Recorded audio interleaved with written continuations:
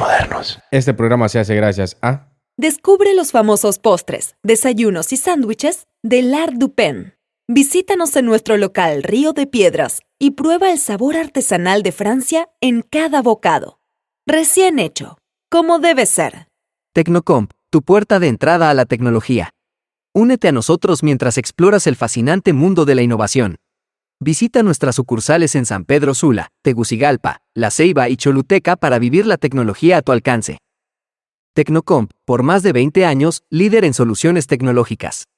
Todo Legal, una empresa hondureña de tecnología que ofrece soluciones de investigación y monitoreo legal para compañías y equipos de trabajo. Todo Legal te hace fácil el difícil trabajo de estar informado de los cambios regulatorios que pueden impactar en tu empresa. Esto es Ley Abierta, un podcast donde exploramos el mundo legal y sus implicaciones en las sociedades modernas. Este podcast es producido por Todo Legal y Medios Modernos. Hola, hola, bienvenidos a un podcast más de Todo Legal, en donde exploramos el fascinante mundo del derecho y la justicia legal. Estoy súper emocionada de poder conversar, ¿verdad?, temas legales muy relevantes.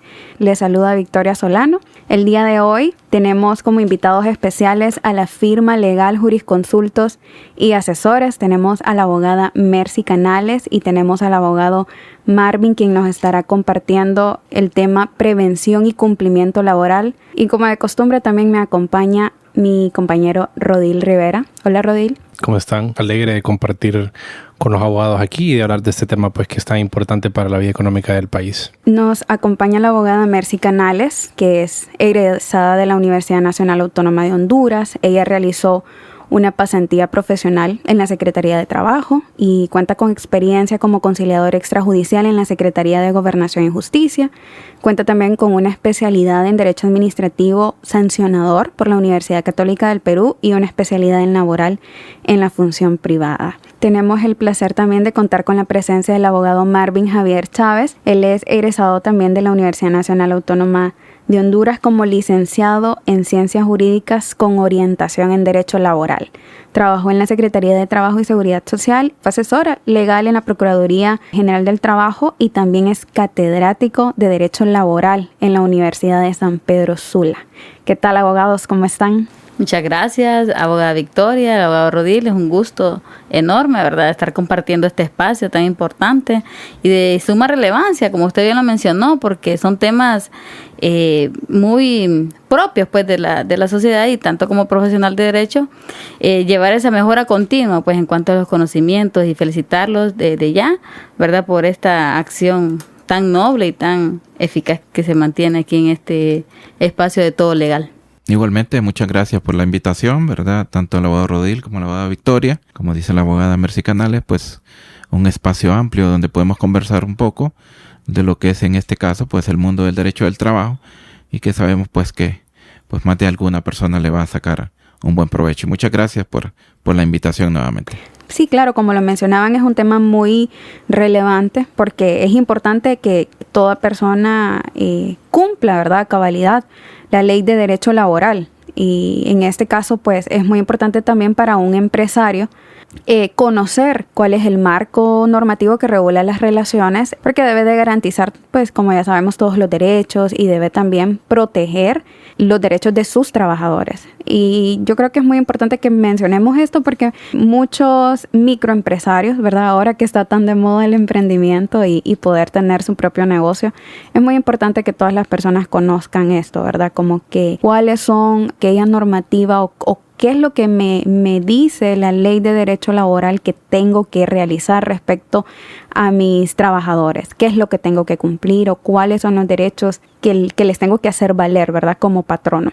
Y también pues es una forma de poderles evitar, ¿verdad?, futuras demandas. ¿En qué momento, abogados, consideran ustedes que hay una relación del patrono con un empleado?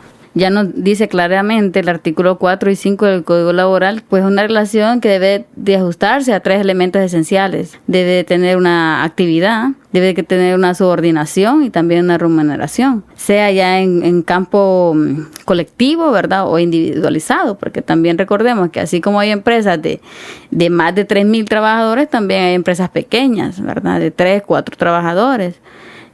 Puede ser familiar, entonces también esto incide ya también en una relación laboral, no importando que tal vez el patrono sea el tío o la mamá o el papá, ¿verdad? Juntamente, sino que ya de ahí pues se amplía, pues ya queda establecido pues una relación laboral. No, qué bueno, qué interesante de lo que tocó la abogada Victoria, cuando habló así de los microempresarios. Siempre a mí me ha gustado, cuando platico así con los colegas o con la población en general, que cuando hablamos de empresa, no necesariamente hablamos de la gran empresa, de los que están arriba de 151 trabajadores, sino que es bastante, hay que prestarle bastante atención, ¿verdad?, a los microempresarios que son menos de 10 trabajadores, porque la gran empresa cuenta con un recurso humano, cuenta con un personal, pues se puede decir hasta calificado, ¿verdad?, que sabe sobrellevar lo que son los aspectos del recurso humano, del trabajador. Pero los microempresarios tienen una gran falencia, o sea, platicando con microempresarios me dicen, mira Marvin, el problema es que yo soy todo, yo soy el que tengo que hacer todo en la empresa, y para mí es bien complicado llevar un orden completo, ¿verdad? Y ahí es donde, volviendo a lo que habló la abogada Canales, va a ser artículo 4 y 5, que es lo que dice en una que es el trabajador, definiendo que es el trabajador, y el otro definiendo que es el patrono, es cuando ya se da esa prestación de servicio, ¿verdad? Cuando el trabajador tiene que hacer trabajos de subordinación, una actividad personal, y donde el patrono tiene que hacer un pago. Pero aparte de eso, debemos de saber cómo sobrellevar esa relación y cómo este microempresario, para efecto de que no tenga un problema a futuro con su empresa, deba saber manejar cuáles son los procesos correctos. Existe una relación laboral desde el momento en que una persona como que tiene un negocio contrata a una persona. No importa cuántos empleados tenga, desde el momento que tiene uno, ya tiene que empezar a cumplir la normativa, ¿verdad?, del Código Laboral. Correcto, el artículo 21 del Código del Trabajo habla de la relación juris tantum, que dice que para que exista un contrato de trabajo debe haber una relación de trabajo. Entonces, si yo tengo un empleado, ya estamos que hay una relación de trabajo. ¿Y cuáles son las obligaciones, abogado, que tienen los empresarios o microempresarios respecto a sus empleados? Bueno, es que lo que pasa es que ya el artículo 95 y 96 en adelante, que habla de las obligaciones y prohibiciones de los patronos, ¿verdad? Entonces, obviamente, cuando usted contrata a alguien, pues lo más correcto, según lo que habla el artículo 36 del Código, es que debe de firmar un contrato de trabajo, que es uno de los problemas que yo miro en la vida laboral. Mucho empresario, y como le digo, cuando yo hablo de empresario, no necesariamente hablo de gran empresa, pero mucho empresario no hace un contrato de trabajo, no sé por qué, pero su deber es que firmar un contrato de trabajo. ¿Para qué? Para que ambas partes tengan claro cuál es su horario de trabajo, cuál es su pago, dónde va a ir a laborar, qué fechas van a ser fechas de su pago, que si tienen derecho a seguro social. Entonces, en el contrato de trabajo da origen a todo ese tipo de situaciones donde viene la relación laboral. Sin embargo, el Código del Trabajo también, aparte que habla de un contrato escrito, el artículo 39 también dice que pueden haber contratos verbales. Solo que ahí hay que tener cuidado en ese tipo de situación de los contratos verbales. ¿Y cuál sería la consecuencia, abogada Canales, de no tener un contrato, de no firmar, que el empresario no firme un contrato laboral con su empleado? Bueno, puede tener muchas consecuencias porque es imputable al patrono, ¿verdad? Ya lo establece nuestro código. En dado caso que no pudiese, pues, acreditar pues las modalidades de trabajo que tenga este trabajo, valga la redundancia, en caso de reclamos, en caso de eso, pues entonces es imputable para el patrono. Bueno, como dijo siempre la abogada Canales, refiriéndose al artículo 30 del Código del Trabajo, el artículo 30 del Código del Trabajo establece que cuando no existe un contrato de trabajo, todo lo que dice el trabajador va a ser cierto, mientras que el patrono no pruebe lo contrario. Entonces, ¿qué es lo que pasa? Si en este caso, de repente el trabajador pudiera decir, a mí el patrono me está incumpliendo, no me está pagando, no me paga en tiempo y forma, me debe vacaciones, él pudiera decir eso, pero la empresa, aunque no haya firmado un contrato de trabajo, mientras pruebe, lleve los planillas, la documentación necesaria, entonces perfectamente puede por decir así, atacar o descalificar lo que el trabajador está diciendo. Ahora, ese artículo 30 se basa con lo del artículo 20 y 21 del Código del Trabajo, y también el artículo 36 que le acabo de mencionar, donde el Código del Trabajo ordena que los contratos deberían de ser por escrito. Pero igual, como le digo, abogado Rodil, aunque no haya firmado un contrato de trabajo, la empresa perfectamente puede probarlo si es que tiene las pruebas, que ese es el problema muchas veces, abogado, que no se tienen las pruebas, que el microempresario, más que todo, no tiene cómo contrarrestarlo. Además, ampliando un poco más, ¿verdad? Eso ya viene en un aspecto pues administrativo, ¿verdad? Que debe tener la empresa, pues, o el patrono que tenga en función. Es decir, tener lógicamente, ¿verdad?, el expediente laboral de cada persona, tener un currículum, ¿verdad?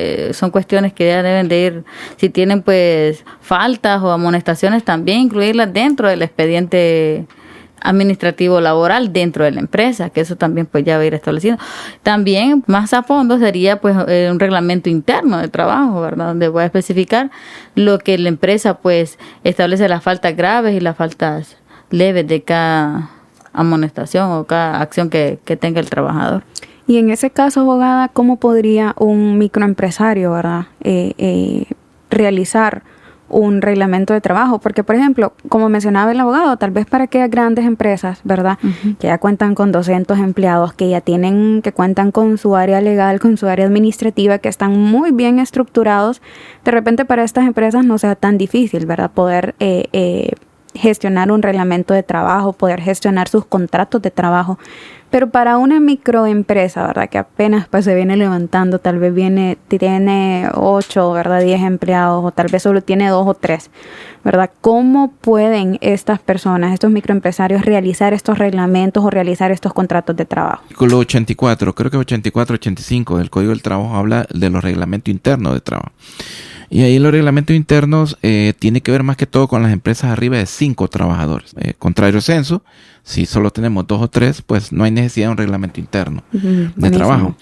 Ahora, sí es importante, porque yo he hablado con muchos microempresarios y yo le digo de la importancia del reglamento. Lo que pasa es que muchas veces el microempresario mira el reglamento como un costo económico, porque obviamente el reglamento tiene un costo económico. Entonces ellos lo miran como qué voy a gastar y cómo lo voy a aplicar. Todavía ellos no entienden ese punto de vista. Fíjese que hay microempresarios que dicen, tengo un trabajador que me está fallando mucho y voy a ir a la Secretaría del Trabajo para llevar un inspector. Entonces yo les digo, pero ¿y cuántos trabajadores tiene usted? 7. Entonces yo le digo, mire, muy difícilmente la Secretaría del Trabajo le va a dar un inspector, porque asume que a esta época usted debe tener un reglamento interno de trabajo.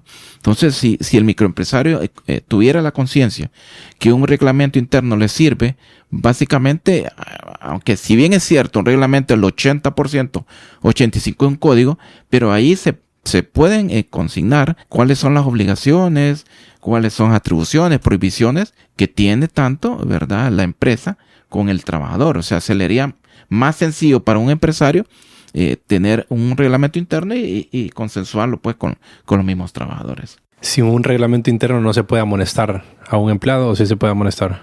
El Código del Trabajo no dice cómo hacerlo. Fíjese que hay un artículo del Código, creo que es el 96, que sí dice que el patrono sí puede amonestarlo sin goce de sueldo a un trabajador hasta 8 días. Lo correcto es, abogado, que tengan que tener reglamento. Pero hay muchos patronos que hacen el proceso sin tener un reglamento. Entonces, ahí es donde está el problema.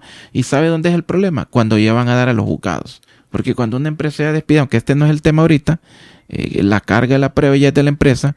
¿Y cómo vamos a justificar ese despido si no estábamos debidamente documentados, ¿verdad?, conforme establece la ley? Yo creo que ahí sería, entonces es bien importante el reglamento y el contrato para que la empresa pueda tener un orden, en todo caso sería, ¿verdad?, para poder aplicar un proceso disciplinario correcto, ¿verdad?, cuando corresponda, y cuando ya se encuentra una reincidencia, ¿verdad?, de la falta, ya hacer, porque creería yo, ir agotando instancias, ¿verdad? Primero realizar una audiencia de descargo y posteriormente un despido en caso que proceda, ¿verdad? ¿Podrían hablar entonces un poco sobre cómo se llega a esa audiencia de descargo? Fíjate que, como usted dice, abogada Victoria, es correcto. toda empresa debería, ¿verdad?, para comenzar, tener un contrato de trabajo, ¿verdad? Obviamente, al terminar un contrato de trabajo, a la par, un expediente personal. Que ese es el problema, que muchos microempresarios no lo tienen. O sea, yo contrato a Marvin, ¿ok? Yo leo contrato, abro un expediente personal y también le firmo un contrato de trabajo. O sea, lo correcto también sería, si ya tengo más de 5 trabajadores, tengo un reglamento interno de trabajo. Y sucesivamente, si Marvin, pues, no es un buen empleado, pues le estoy haciendo las amonestaciones que dice un reglamento. Pues un reglamento, ya lo sabemos, que es autorizado por la Secretaría del Trabajo y Seguridad Social. Válgala. Solo, como dicen, poner un poquito, aclarar un poco. Y a base de ese reglamento es que el patrono va a ir viendo las etapas, como dice usted. Tal vez, abogados que están aquí presentes, tal vez no todo es como aritmético, ¿verdad? 1 más 1, pero lo correcto debería ser así. Si estoy fallando una primera vez, pues una amonestación por verbal, una amonestación por escrito y posteriormente una audiencia de descargo. Ahora, sí he visto unos errores, tanto no solo en los micros, sino que en muchas empresas grandes, que utiliza la audiencia de descargo para despedir al trabajador. Es un grave error. Por ejemplo, dice, audiencia de descargo hoy y te despido mañana. Tal vez sin haber seguido un proceso. Entonces, ¿qué es lo correcto? Dependiendo. Aquí tendríamos que agarrar algunos artículos. Por ejemplo, el artículo 112, 97 y 98 del código. ¿Por qué? Porque si yo voy a sancionar a un trabajador, tiene que ser en base a ley, ¿verdad? Entonces, ¿qué es lo correcto? Que mínimo 24 horas antes nosotros le mandemos una carta al trabajador convocándolo a una cita para audiencia de descargo. Y la audiencia de descargo, más que todo, es para que el trabajador se defienda en libertad, el derecho a defensa. Y, como decimos en el derecho del trabajo, para que se le cumplan los principios de razonabilidad y el principio de proporcionalidad, ¿verdad? Entonces, ahora, si el trabajador se defiende bien, entonces debería ser archivado, no debería ser sancionado. Ahora, si el trabajador, y esto es lo importante, por eso es lo importante el expediente personal, abogado, porque si el trabajador es un buen empleado, pongamos, ha sido un buen empleado, tiene 6, 7 años de laborar, 10 años, y ha sido un buen expediente limpio, ¿por qué por la primera audiencia de descargo lo vamos a despedir?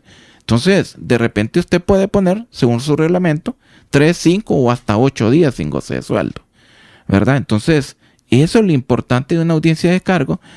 Y como le digo, no directamente a despedir. Muchas empresas he visto que dicen audiencia de descargo y despido. Eso es malo. ¿Por qué?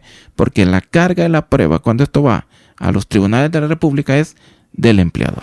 Que se ajuste a alguna proporción de error, ¿verdad? O de causal que pueda tener, pues, un proceso disciplinario. Podemos dar un ejemplo que es bien común, que cuando abandonan el trabajo, ¿verdad? No llega un día y no saben, no hay ningún tipo de justificación. Entonces esa persona, ese trabajador, puede ser sancionado de una manera leve si trae justificación, ¿verdad? Y si no trae justificación, entonces ya el mismo código establece los días o las amonestaciones verbales o escritas que puedan tener. Y lo que sucede también, que le mencionaba bastante en los microempresarios, que como contratan en la misma familia, ¿verdad? Entonces yo no le voy a hacer caso a mi tío, porque mi tío es el que es el patrono, es el dueño. O en esposos, también se da mucho. Que tal vez la esposa no le quiere hacer caso no porque es el esposo, no, pero ahí en el área de trabajo ya no es el esposo, es el gerente. Y ella es la contadora, por decirlo así. Y no es una buena relación, porque entonces ahí donde incluyen, ¿verdad?, ese tipo de falencia, pues hay problemas a futuro, porque hemos visto también que entre familias se están demandando por esa misma situación. Ahora, es importante que al finalizar la carta de despido, que ese es otro de los graves errores que cometen los empresarios, que la carta de despido tiene que tener un causal, conforme a lo que establece el reglamento interno, el artículo 112, 97 y 98 del código. Porque hay empresas que inventan las causales, y ese es el problema. Si hoy hay una carta de despido, es porque realmente ha habido una causa justificada que establece la ley. Y atrás de esa carta de despido tengo una serie de procesos, el cual me van a documentar que al hecho de ir al juzgado, el juez falla a mi favor. Pero hay empresas que ponen algún tipo de cosas que nada que ver con la ley, y muy difícilmente al final puedan ellos justificarlo ante el juez. Uh-huh. El artículo 12 menciona las causas justas, ¿verdad?, que facultan al patrono para dar por terminado el contrato de trabajo. Estos numerales que menciona el artículo 112, el trabajador tiene la potestad o el trabajador puede defenderse en audiencia de descargo, tal como le mencionaba el abogado Marvin, o simplemente porque el trabajador ya cometió alguna de estas causas, puede el patrono proceder al despido. Sí, queda evidenciado la causal, ¿verdad? Por ejemplo, un hurto, un robo, o se pelearon, ¿verdad?, entre trabajadores, que eso es una falta gravísima. Creo que también pues se considera pues una mayor sanción, ¿verdad? Puede ser directo. Hay algunas empresas que van, por ejemplo, es que vamos de caso a caso y sería bien complicado. O sea, yo cuando platico ahí, ¿verdad?, con los estudiantes o con los colegas, yo les digo, como dice ella, de caso a caso, porque de repente nosotros hablamos de un proceso en cuestiones normales, pero, por ejemplo, si 2 trabajadores se golpearon, claro, siempre es evidente una audiencia de cargo, hay que ir al expediente personal. Claro, obviamente, si yo a mi jefe, ¿verdad?, en un cine yo lo miro y lo insulto, lo quiero golpear, entonces muy difícilmente ahí vamos a decir audiencia de descargo. O sea, puede ser una audiencia de descargo, pero para como que él diga qué es lo que pasó y despedirlo. O sea, porque esas ya son causas como graves, porque eso está en el artículo 112, abogada. O sea, esas son cosas como exageradas. Pero si es un proceso de que está faltando, de que llega tarde, que es un poco malcriado, entonces ahí vamos. Y sabe que solo quiero llegar a este punto. Muchos de los graves errores que cometen los empresarios es que son muy paterfamilia, muy proteccionistas. Entonces, ¿qué pasa? Se van dando cuenta que el trabajador es un poco faltista, un poco malcriadito, no hace las tareas de trabajo y se las perdonan todas. Se las van perdonando, que pobrecito. Pero llegó un momento en que ese día, tal vez el patrono llegó, ¿verdad? ¿Verdad? No sé, algo pasó en su casa y de repente miro que Juan volvió a cometer el error y lo despide. Pero ya no lo despidió por un proceso, sino que ya lo despidió verbalmente, que ese es otro tema, en un momento de cólera, en un momento de enojo. Entonces, ahí es donde vienen las complicaciones. Por eso es importante los procesos. Los procesos, pero como le digo, van de acuerdo a caso. Pero lo correcto y conveniente sería siempre escuchar al trabajador el por qué. La audiencia de descargo es el momento oportuno que tenemos para defendernos de las causas que nos están imputando. Y en caso de que el patrono realice un despido, porque ya se ha demostrado, ¿verdad?, que hay una causa legítima, ¿verdad?, y se realiza el despido, ¿qué es lo que le tiene que reconocer el patrono al trabajador, ¿verdad?, respecto a sus derechos?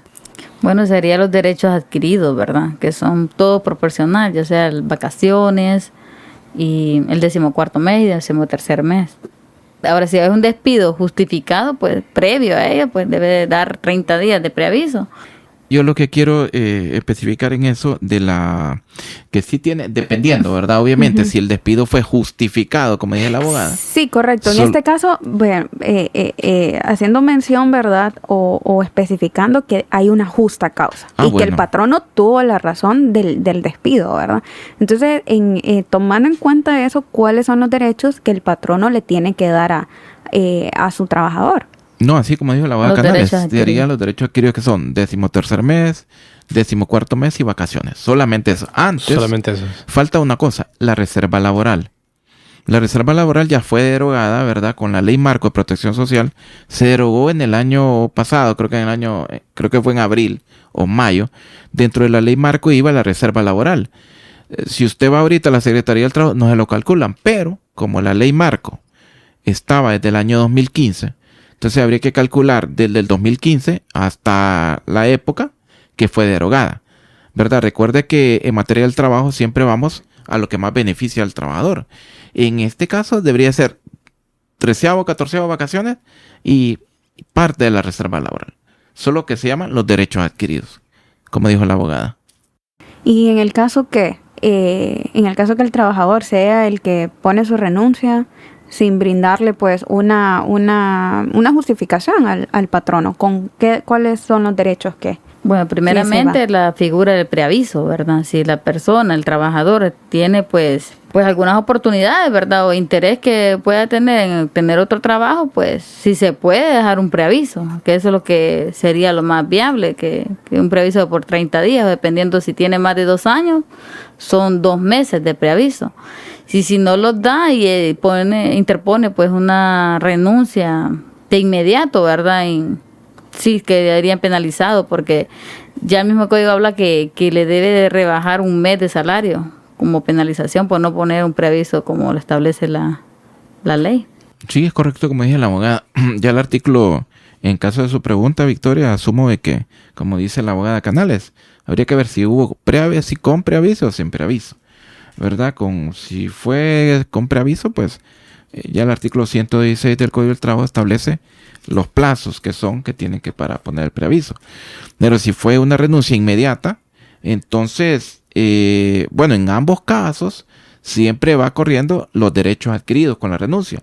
La diferencia, como dijo la abogada Canales, que si usted interpuso la renuncia de forma inmediata, creo que el artículo 117 o 118 dice que el trabajador va a ser penalizado con medio salario, ¿verdad? Entonces, ya se puede imaginar lo que le toca a un trabajador cuando interpone la renuncia. Uh-huh.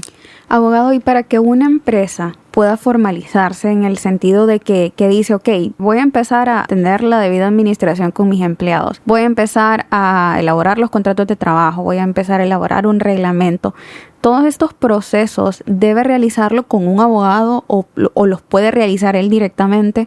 Bueno, para mi criterio tiene que ser con un abogado, porque un contrato de trabajo, si bien es cierto, ahora con la tecnología, usted mete a Google y de repente contrato de trabajo, ¿verdad? Y ya, ¿verdad? Con la inteligencia artificial y todo, pero recomiendo que sea un abogado.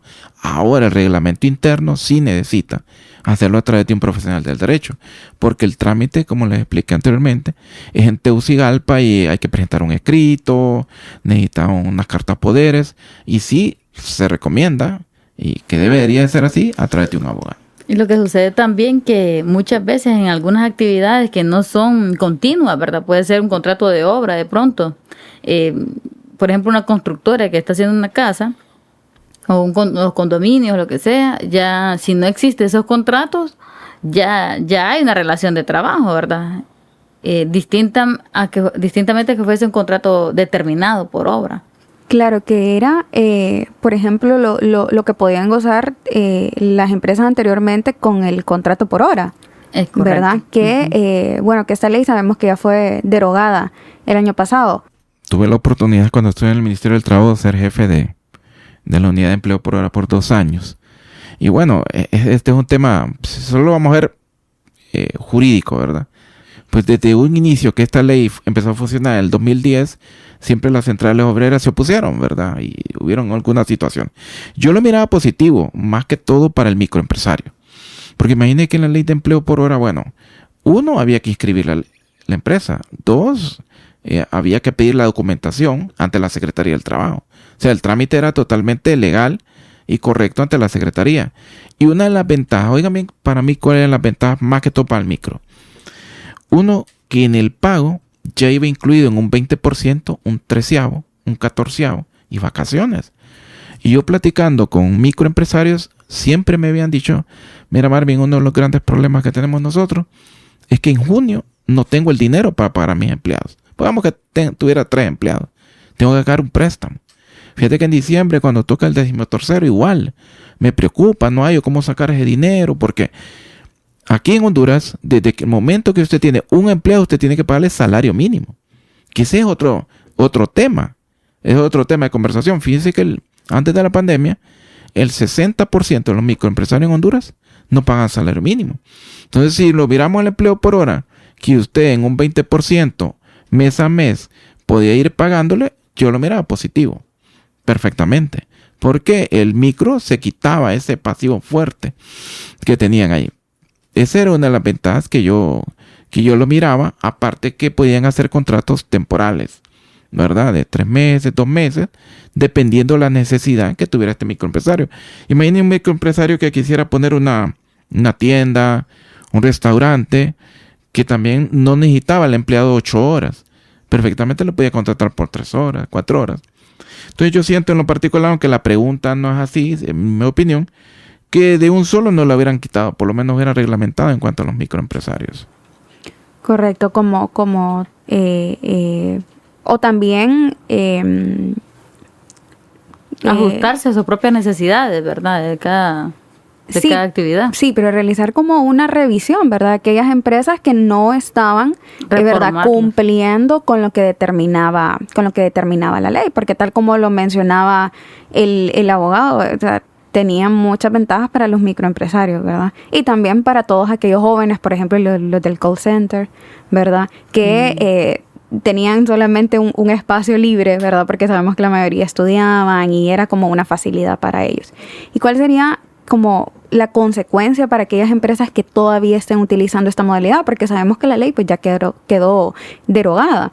Entonces, sin embargo, aún hay empresas, ¿verdad? Aún hay empresarios que contratan a sus empleados con estos contratos temporales, por decirlo así, con estos contratos que en los cuales no les dan todos sus derechos, no le dan 13º, no le dan 14º, vacaciones, ¿verdad? Porque se escudan que es un contrato temporal. En ese caso, abogados, ¿qué implicaciones hay para el patrón? Bueno, es que todo puede depender, ¿verdad? La naturaleza de la actividad de la empresa, pues, pero porque también tenemos contratos determinados, ¿verdad? De por 4 meses, 3 meses, 6 meses máximo.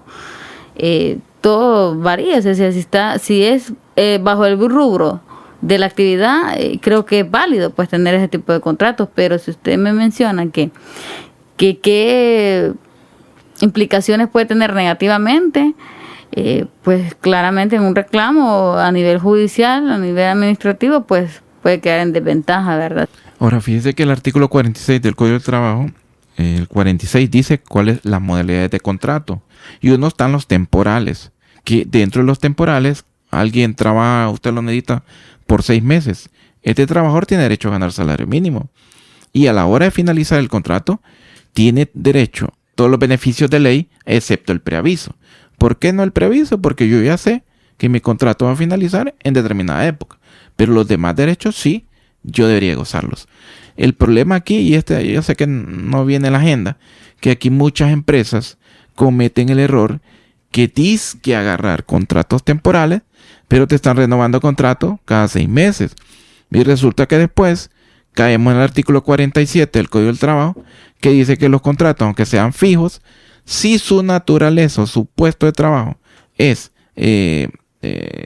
¿cómo podría decir? Es permanente, entonces ya no devuelve un contrato temporal, sino que un contrato por tiempo indefinido. Quiere decir que si un patrono tiene o celebra un contrato temporal con sus empleados, ¿verdad? Y al finalizar este contrato debe de pagarle los derechos adquiridos proporcionales al trabajador, ¿es eso?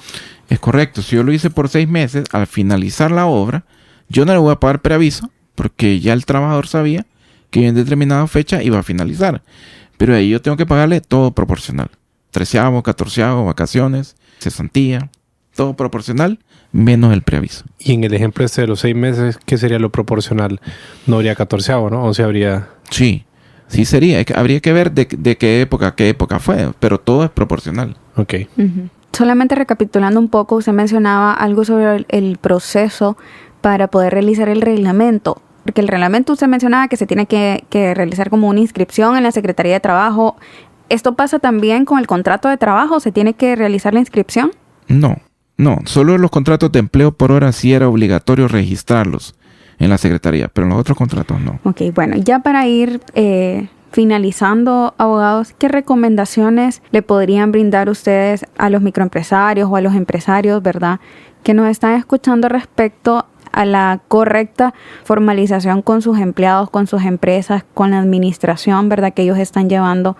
¿Alguna recomendación de qué hacer o qué no hacer respecto a sus empleados y pues en pro de cumplimiento del Código Laboral? Bueno, primeramente que sin dejar bien visto pues una asesoría con un experto laboralista, especialista laboral. ¿Por qué? Pues en nuestra profesión hay muchos abogados que también manejan otras materias, pero en el ámbito laboral es bastante específico, ¿verdad? En cuanto a plazos, en cuanto a procesos administrativos, en procesos judiciales.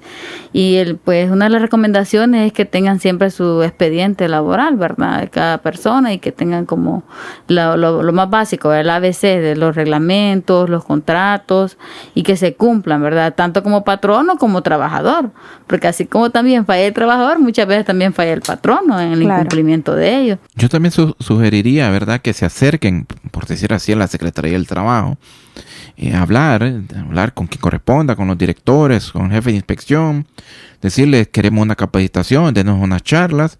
De repente creo que está en la Cámara de Comercio, ver cómo nos capacitamos. Yo le comento siempre a la abogada Canales y a todos los abogados que yo siento que falta eso a nivel de Estado, capacitar a los micros, porque de repente ahorita hay mucho trabajo online, que vendo ropa, que esto, que lo otro, pero hay un momento que lo quiero formalizar. Entonces, ¿qué pasa? Al momento de formalizar, debemos de saber que tenemos que pagar un salario mínimo. El que va comenzando, por ejemplo, viene y le dice al trabajador: mira, yo estoy luchando, entendé, hasta ahorita abro la tienda, yo no te puedo pagar un salario mínimo, pero yo te puedo dar 4,000 lempiras.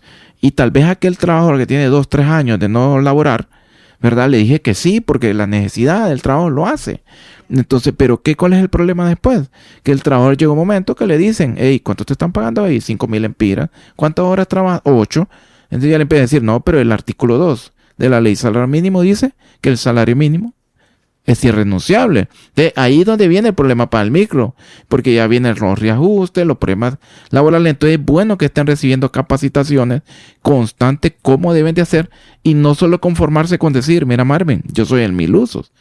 Porque, o de repente ellos saben cómo tratar a su personal, pero va a haber un día que va a haber alguien que es más listo que ellos y los va a llevar ante la Secretaría y a los tribunales de justicia, y van a tener que pagar mucho dinero. ¿Y ustedes, abogados, brindan ese tipo de asesoría en la firma legal Jurisconsultos y Asesores? ¿Qué tipo de servicios son los que ofrecen? Sí, específicamente en materia laboral, ¿verdad? Es tanto como al trabajador y al patrono también, porque el trabajador cree tenerlo todo seguro también, ¿verdad? Y el patrono pues también son un conflicto intersubjetivo de intereses que se da, y sí, manejamos bastante lo que es la materia laboral, también mercantil, familia, pero el abogado Marvin pues sí es el más especialista en contencioso administrativo también. Y también en la parte laboral, ¿verdad? En sí, también asesoramos cómo elaborar contratos, porque tocó un poquito la abogada Victoria, pero no quiero profundidad porque de repente ahora algunos no saben, si fue el empleo por hora, no saben cómo redactar un contrato. También en eso, en reglamentos internos de trabajo, ¿verdad? También da las asesorías, ¿verdad? Tanto a los trabajadores o a las empresas también, para efecto de cómo poder elaborar, ¿verdad?, una buena audiencia, seguir un proceso administrativo. Y todo lo que tiene que ver, inclusive la asesoría cuando uno va ante la Secretaría del Trabajo, ante los juzgados de la República, Corte Suprema, Corte de Apelaciones, todo eso lo manejamos en materia laboral. Y bueno, sí tenemos oficina, ¿verdad? Está ubicada en el barrio Barandilla, en el edificio Plaza, 2º nivel, ¿verdad? Ahí estamos ubicados nosotros. Y déjenos el número al que lo pueden escribir por WhatsApp, por si alguien pues tiene alguna consulta y iniciar un proceso con ustedes. Bueno, directamente con el número del abogado Marvin Chávez, es el 9700-4954. Mercy Canales 95-69-84-62. Y por último, abogados, ¿qué herramienta es la que ustedes utilizan para poder identificar las reformas legales que hay en nuestro país día a día, o para mantenerse informado, ¿verdad?, de toda nuestra normativa vigente? Bueno, generalmente, como les decía al inicio, siempre nos abocamos bastante a la página de la Corte Suprema de Justicia, ¿verdad?, donde cuando uno ya se involucra, mira que hay temas jurisprudenciales ahí, pero ahora que ya nos damos cuenta también que hay una página que es una app todo legal, pues también, pues vamos a entrarle, porque la verdad que la capacitación en todo tipo de materia de abogado, es una ciencia que se va transformando, ¿verdad? Y debemos seguirnos actualizando, leyendo. Yo le digo a los compañeros, si usted quiere ser abogado, hay que leer. Muchísimas gracias. Ya los dejamos al tanto, ¿verdad?, de las obligaciones y las responsabilidades laborales para poder evitar demandas, evitar reclamos por parte de los empleados y poder pues proteger la estabilidad y la viabilidad de los negocios. Muchas gracias a ustedes. Bueno. Gracias. La edición, mezcla y música de este programa están a cargo de Víctor Humansor y Rodil Rivera.